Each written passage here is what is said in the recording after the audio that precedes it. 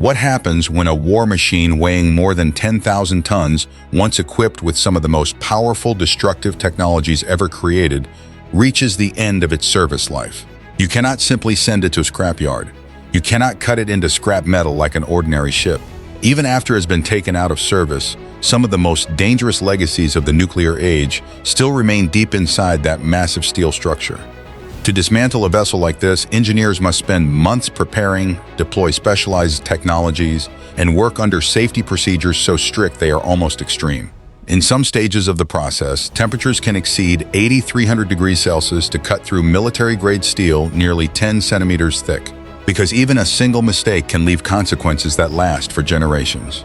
Join Mandarin Tech as we witness the complete process of dismantling modern nuclear submarines and discover what happens to the steel hulls of these underwater giants after they complete their final mission.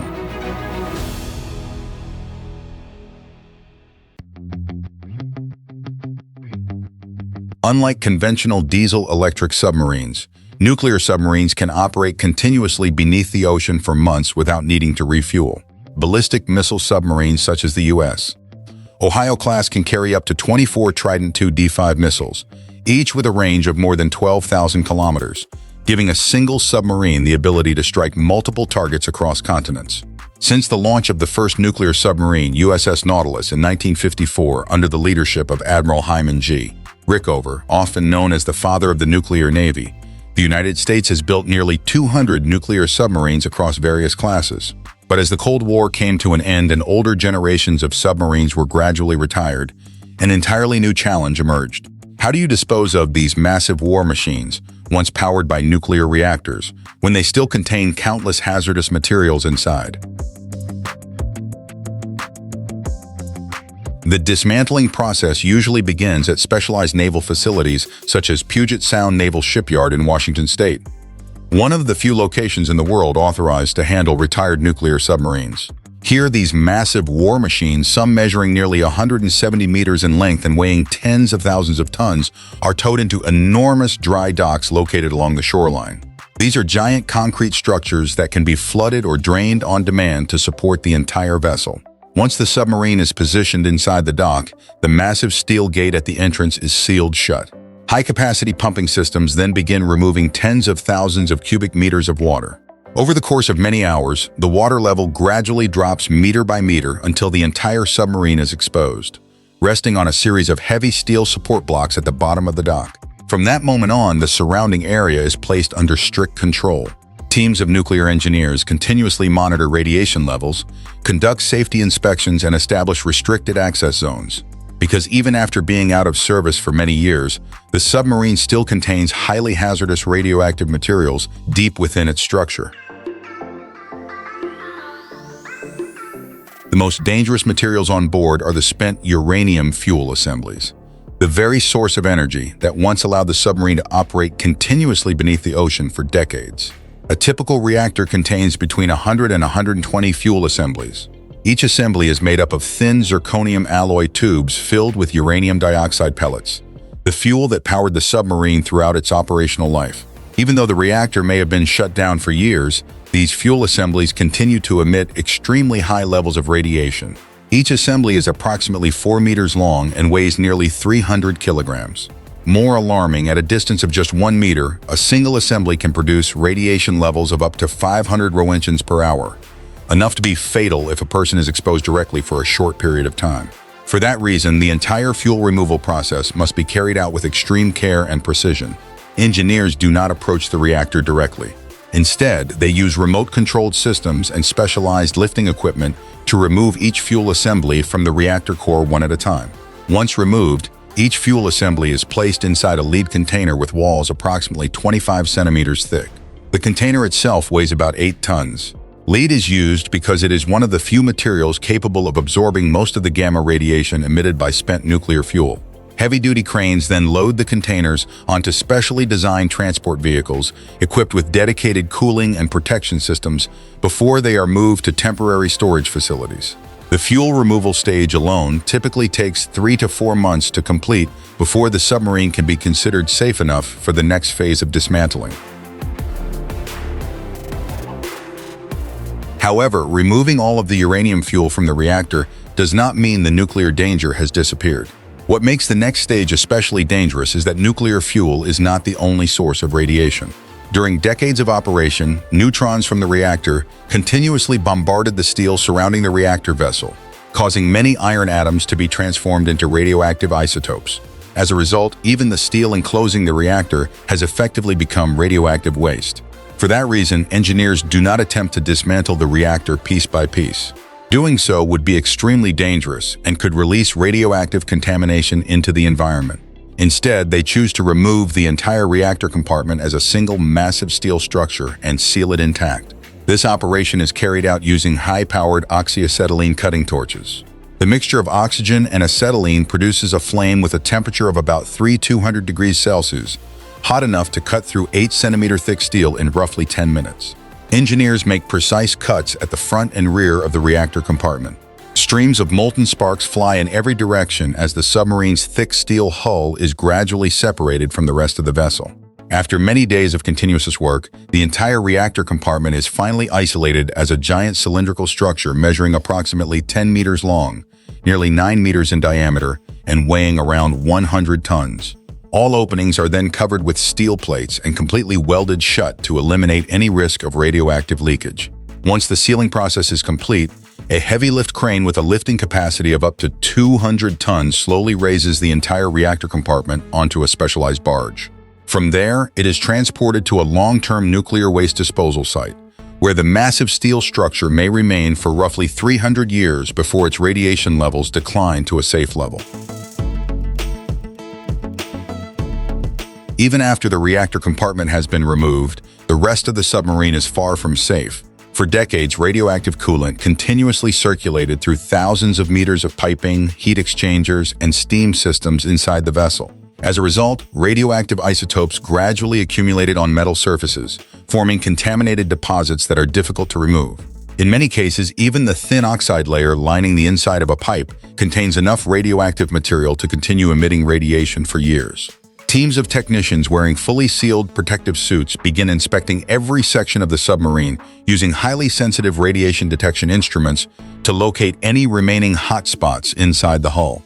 Only after this survey is completed can the chemical decontamination process begin. A sulfuric acid solution is circulated through the entire piping system under elevated temperature and pressure conditions. The acid dissolves the radioactive oxide layer that has built up on the inner walls of pipes and equipment surfaces. The solution then carries the radioactive particles into specialized storage tanks, where it passes through ion exchange resin systems designed to capture hazardous radioactive isotopes. The resin that has absorbed the radioactive material is then sent to incinerators operating at approximately 1,000 degrees Celsius. The remaining ash is mixed with cement and sealed inside specialized containers. This material is classified as Level 2 radioactive waste and must be managed for a very long period of time. However, not every component can be fully decontaminated. Some pieces of equipment are so heavily contaminated that decontamination is no longer effective. These components are either dismantled separately or encased in concrete before being transported to nuclear waste disposal facilities. Only after thousands of inspections and sample tests confirm that radiation levels are within safe limits can the remaining portions of the submarine be treated as ordinary industrial metal and moved on to the next stage of dismantling. But cutting apart the hull of a nuclear submarine is far more difficult than dismantling an ordinary ship. This is not conventional commercial steel. It is a military-grade alloy specifically designed to withstand the enormous pressures found hundreds of meters beneath the ocean's surface. The hull is typically 8 to 10 centimeters thick and possesses extremely high strength, allowing it to resist the force of thousands of tons of seawater pressing against it. Because of this, conventional metal cutting equipment is almost incapable of handling such steel. The dismantling crews begin their work using plasma cutters and oxygen lances capable of reaching temperatures as high as 8,300 degrees Celsius. The plasma jet is expelled at extremely high speed, hot enough to melt thick steel within seconds. Workers wear specialized heat-resistant protective gear and industrial-grade eye protection to shield themselves from the intense radiation produced by the plasma arc. One section after another, the massive steel plates are heated until they glow red before being cut away from the submarine structure. Day after day, the giant hull is gradually dismantled piece by piece. massive steel sections weighing tens of tons are lifted out of the dry dock by industrial cranes and moved away for processing. And steel's not the only material being recovered.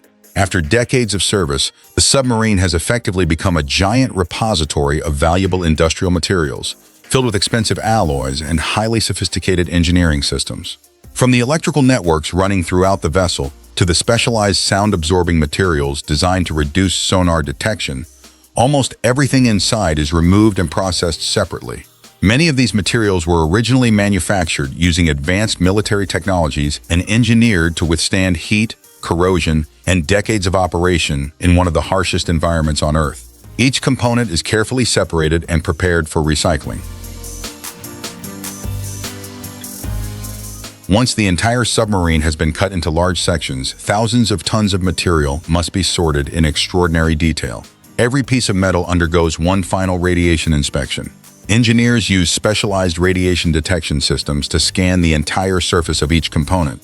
Every weld, crack, and internal steel layer is carefully examined to ensure that no dangerous radioactive contamination remains on the metal. If any component exceeds the permitted radiation limits, it is immediately removed from the normal recycling stream. Some metal sections are sent back for additional chemical decontamination, while heavily contaminated components are sealed and transported to specialized nuclear waste disposal facilities.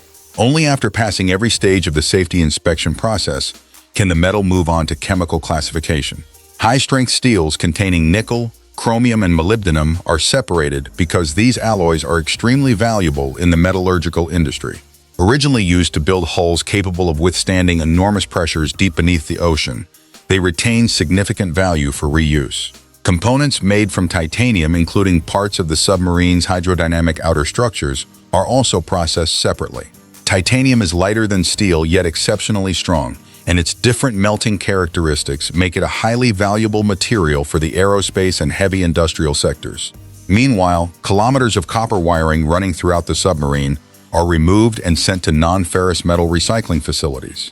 Even the aluminum used in stairways, bulkheads, and living compartments is recovered almost entirely for reuse. By this stage, the submarine is no longer viewed as a retired war machine.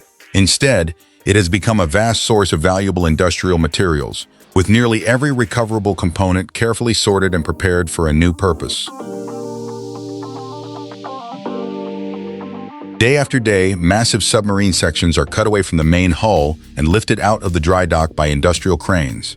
But the process does not end with the destruction of an old warship. The goal is to recover as much value as possible from a machine that once weighed tens of thousands of tons. What was originally built for nuclear warfare is now transformed into materials for peaceful civilian infrastructure.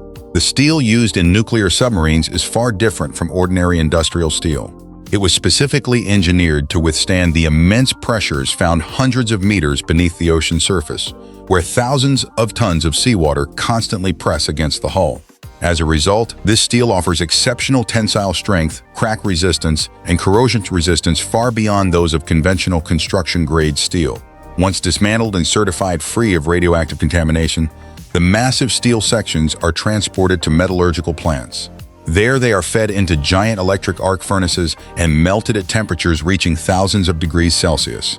After the refining process is complete, the molten metal is poured into large molds to form industrial steel slabs. These slabs are then sent through enormous hot rolling mills, where they are transformed into new steel plates of various sizes and thicknesses.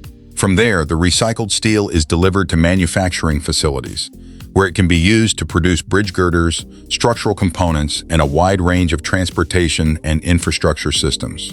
In this way, steel that once traveled silently beneath the oceans as part of a nuclear submarine begins a completely new life, supporting bridges, roads, and other structures built not for war, but for the needs of society.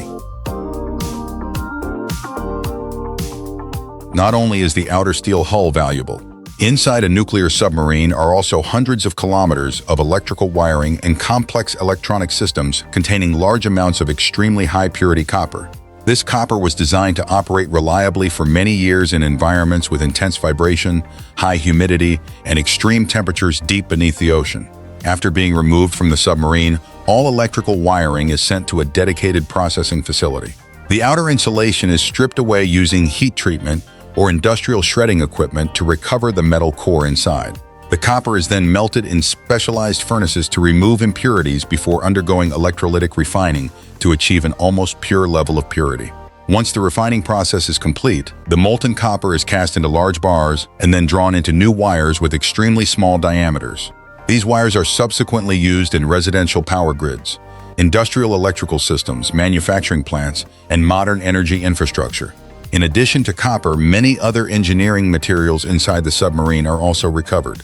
The sonar-absorbing rubber coatings that once helped reduce the submarine's chances of detection underwater can be shredded and recycled into soundproofing materials or vibration-damping products for civilian industries.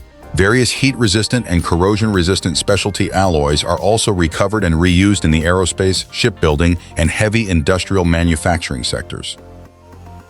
Nuclear submarines were once among the most formidable military machines ever created by humanity. But in the end, even these steel giants cannot last forever. It is a remarkable paradox of modern technology that machines built for war can ultimately become the foundation of a more peaceful world. What do you think about the process of dismantling nuclear submarines and the remarkable journey of transformation that gives these underwater machines a second life? Leave your thoughts in the comments below. And don't forget to subscribe to Mandarin Tech for more stories about the massive technologies that power the modern world.